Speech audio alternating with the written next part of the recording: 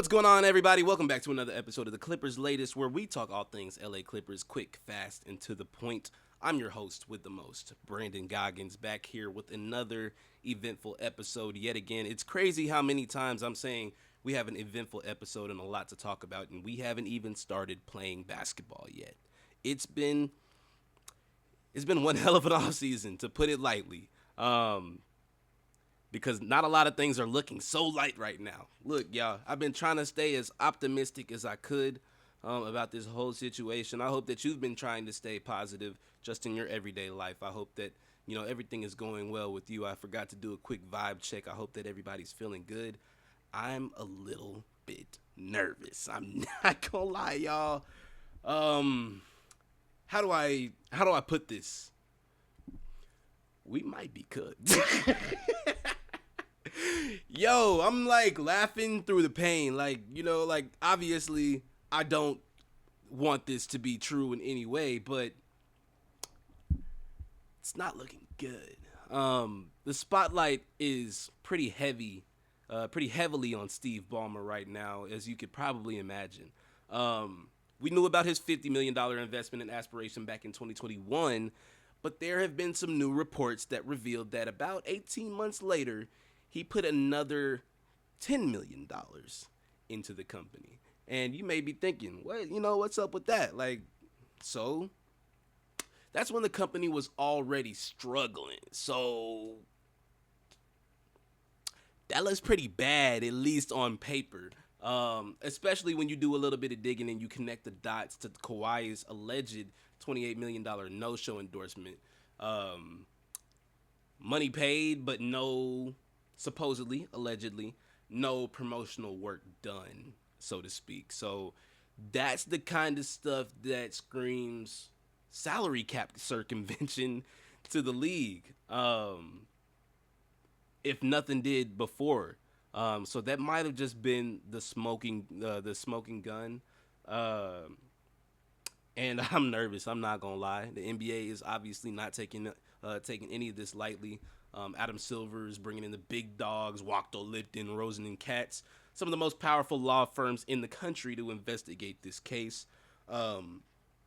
So realistically, that means that sanctions are more than likely on the table. We're probably going to lose some picks, probably going to get fined pretty heavily, and there could even be some contract penalties if that evidence stacks up. And I think that's what I'm most nervous about. I don't know what all that may entail, but I would really not to like to F around and find out. Um, Steve was claiming that he got conned. He says he was duped into believing the aspiration was legit and that he wasn't involved in Kawhi's contract. But even if that is true, the timing and the optics are just all bad. Like it's like so coincidental that it's like, oh my gosh, bro. Like let's be real. Like the more details that are leaked as the days go on, the worse and worse and worse this looks for the franchise going into the season. I feel like this is one of those stories where every new headline makes fans go, "Ah, here we go again." You get what I'm saying? But would none of this have started if it just wasn't for a little person that is doing his job way too extraordinarily. Obviously, I'm talking about Lil Pablo, but I'm not here to just talk about Pablo.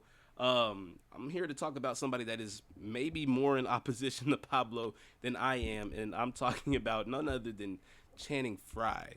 Now, this is more entertainment than investigation, clearly, but it still has the fan base buzzing.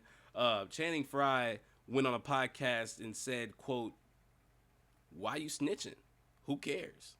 Talking about the whole aspiration story, talking about Pablo bringing it up, saying that it basically ain't that deep, let it go, like, what are we doing, you know what I'm saying? So, of course, Pablo hops on Twitter once this is reported. I believe it was like Legion Hoops or somebody that may have posted it.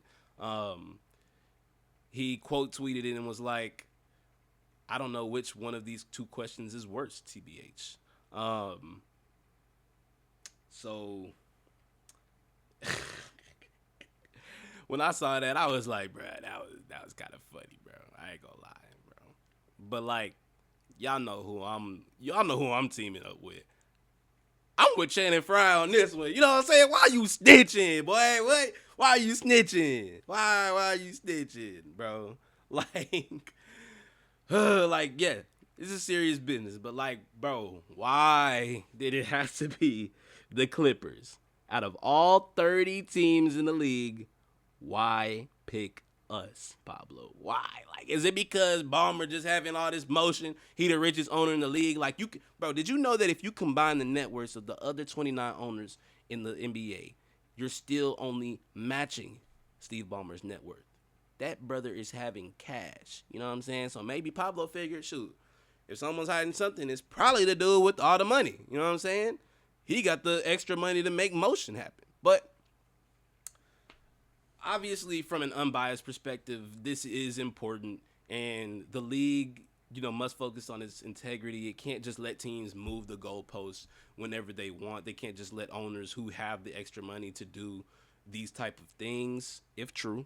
I'm not saying that any of this is true, but they can't let that be a possibility. But it just also, to me, it just feels like it's all started because Pablo just felt like digging one day. You know what I'm saying? Like, I'm just, baby, I need to be educated more on it. I like, you don't have to tell me that this is his job. I am very aware that this is his job. He is an investigative journalist. This is what he gets paid to do. But I'm just asking, why the Clippers? You get what I'm saying? Like, I feel if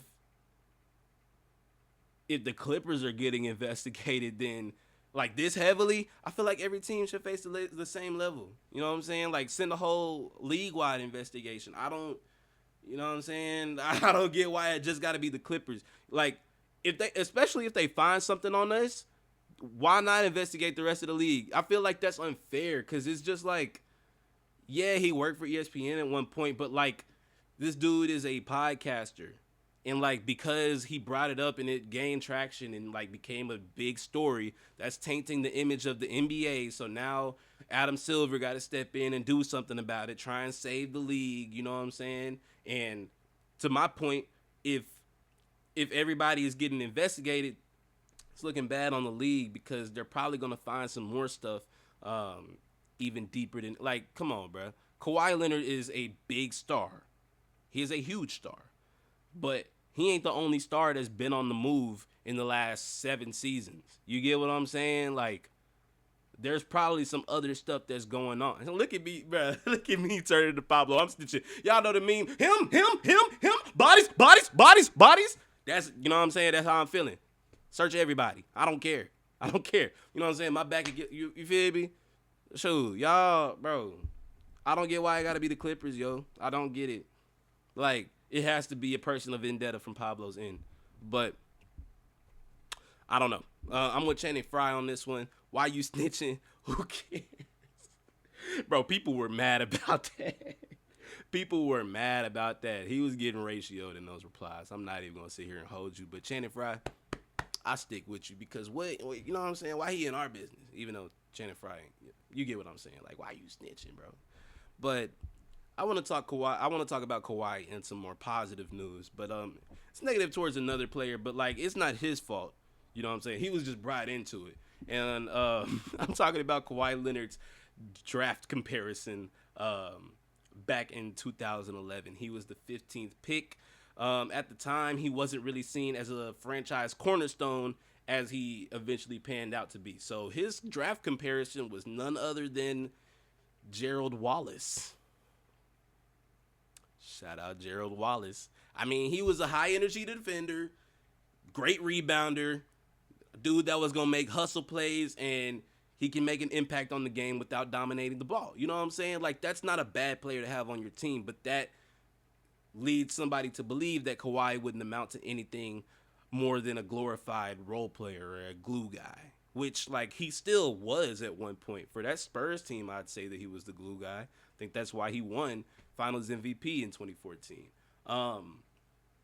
But Kawhi just didn't match that expectation. He exceeded it, like, skyrocketed way past it, bro.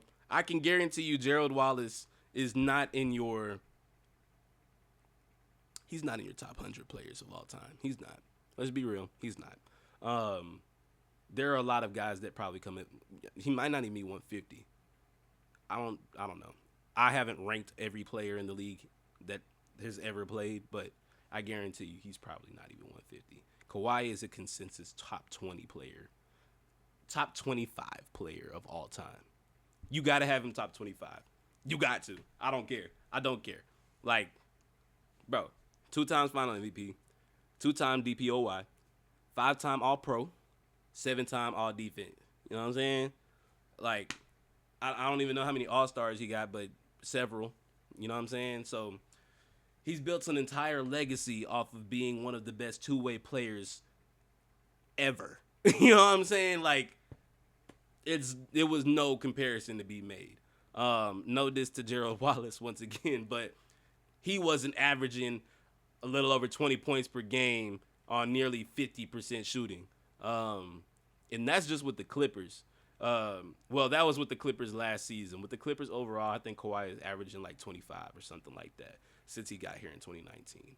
But I feel like that's elite efficiency to go along with elite defense. He's one of the best players on both sides of the ball that this game has ever seen. You know what I'm saying? I don't feel like that's an exaggeration. And while Gerald Wallace was respected and very successful, I think that Kawhi's offensive package puts him way ahead of him. But it's just crazy to look back and realize like how many teams passed on him and like how much he did exceed those expectations. I feel like it's very impressive to not just meet them but exceed them, especially when the expectations aren't really, on you. The spotlight isn't on you like that. I think that Kawhi is a guaranteed Hall of Famer. I don't think that it's a question about it, but there is somebody that people are speculating as to whether their career is deserving of a Hall of Fame spot, and I'm talking about none other than our own Blake Griffin once again. I know, I think I was talking about Blake maybe last week, the week before, asking if you guys thought that he should get his jersey retired by the Clippers. I felt like that was a given. Hall of Fame isn't as much of a given, but I mean, let's think about it. The resume speaks for itself. 6-time All-Star, 5-time All-NBA, Rookie of the Year, National Player of the Year in college. Like, think about it. Like, it's the Naismith Basketball Hall of Fame, not even just NBA. You know what I'm saying? National Player of the Year. I feel like you get what I'm saying. And shoot, he was a slam dunk champ. You know what I'm saying? Like, I know that some people don't really value the dunk contest as meaning anything, but I do. Especially at least back then. I know things have changed now. Mac McClung is the star of the dunk contest, but that's more of, I mean, he's extremely talented, don't get me wrong, but his competition hasn't been all that is, it's not all that's cut out to be.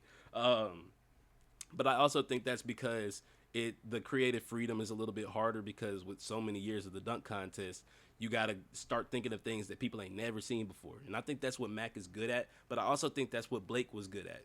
People weren't jumping over cars. And I know y'all going to say, he only jumped over the hood. Man, you do it. You do it. You know what I'm saying? And, like, obviously it wasn't just his dunks in the contest, but I think that Blake's dunks in-game, like, he was like I said, he was a human highlight reel, but not the human highlight reel, if you get what I'm saying.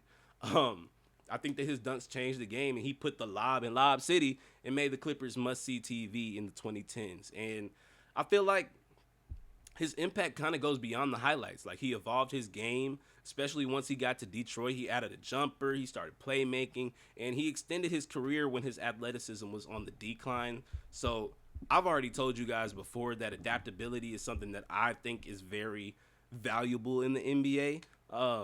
How you're able to adjust to the different play styles of evolving generations, to an ever-evolving game of basketball. So I think that's impressive. I think that, no diss, but I think that if Vince Carter can make it, and let's be real, for his dunks, he was good at some point, but he's mainly in there because of his dunks. I want you to sit here and tell me what else Vince Carter did. All-Star a few times. He was, but like, that's what I'm saying. That's what my argument for Blake is. Like, one, he did a little bit more than Vince Carter, I feel like. But two, Dunks matter, bro. Like dunks bring people, they get people hyped. They get an emotion out of you, and I feel like that psychology of basketball is kind of a lost art these days.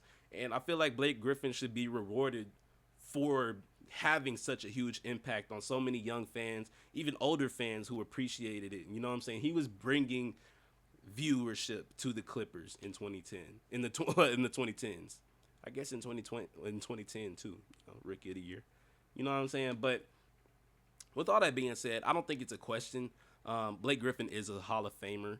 I think that it's pretty solidified. He helped define a whole era of basketball, and he helped define an era of the Clippers. And I feel like that legacy will forever carry. So I think that he deserves it. But you guys let me know what you guys think. Is Blake Griffin worthy of being a Hall of Famer?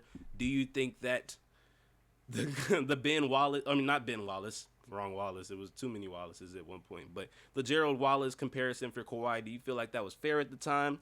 Or do you think that they should have seen straight through it?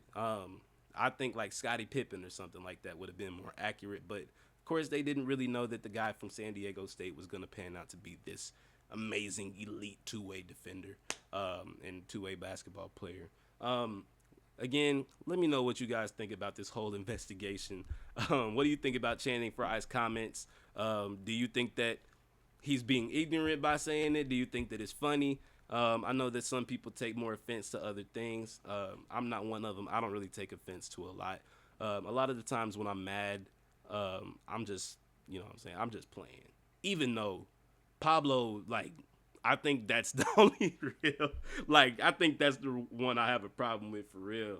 Until I get some answers as to why he, like, is the Clippers specifically, I think I'm going to hold that grudge. But you guys let me know if you're holding a grudge. But that's going to do it for this one, guys. I hope you all enjoyed. As always, don't forget to hit that like button below. And, of course, consider subscribing if you're new here. It would help me out, and I would love that. But y'all be easy, stay sleazy, and as always, keep it P. I'm going to catch y'all in the next one. Peace.